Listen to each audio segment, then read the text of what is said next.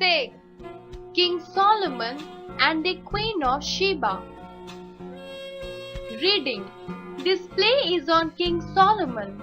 A young Queen of Sheba tests his wisdom. Thus, she finds him wise. Read and enjoy the play. Characters: King Solomon, Queen of Sheba, Counselor, Messenger, Courtier 1 and Courtier 2. Scene 1. King Solomon is on his throne in the court of audience, where he receives visitors. A messenger enters and bows before him. Speak. Who is there to see me? Your Majesty, the Queen of Sheba has arrived. She has brought many camels loaded with treasures from her land as gifts for your Majesty. There are precious gold, diamonds, perfumes, and the things made by her craftsmen. Take care that the queen is properly welcomed and housed. Send the counselor for foreign affairs to me.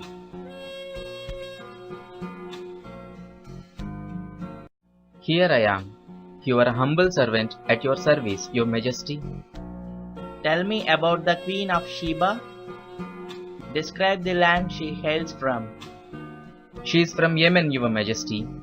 It is a fertile strip of land on the other side of the desert. The people are sailors and merchants and have become very rich by selling their goods all over the world. Are their craftsmen good? They are very good. They make beautiful things of leather, wood, metal, gold, and silver. Her excellent palanquin is like a traveling throne, finely carved in gold and silver with soft leather curtains. And why she has come to visit us? To pay homage and tribute. She desired to meet a famous king for his wisdom and justice. The king smiles. The queen is supposed to be a wise ruler with a brilliant brain. Perhaps she wants to test me rather than to learn from me.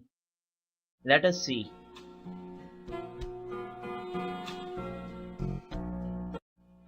Scene 2. The queen stayed for a week and was very impressed by King Solomon's wisdom. The king was also impressed by her beauty, intelligence, and courage. So, today we say goodbye to the great lady. We thank you for your wonderful gifts. My gifts are nothing as compared to your wisdom. You have solved a number of problems. Are there any more to solve?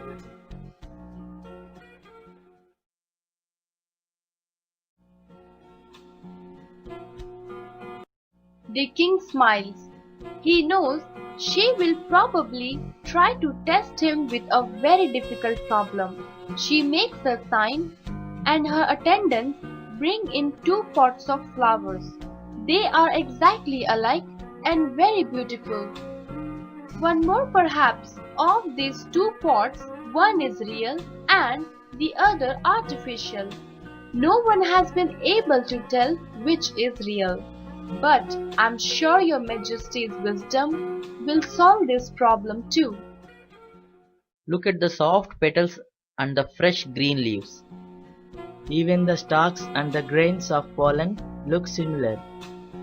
Take the pots out of the palace and place them in the garden. Let us go out and watch them. Everyone in the court goes out into the garden.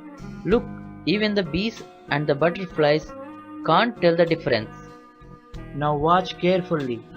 They are leaving one pot and are crowding at the other.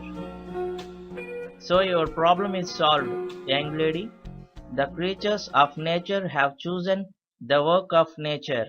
Are you satisfied? Oh, great king, I bow before your wisdom.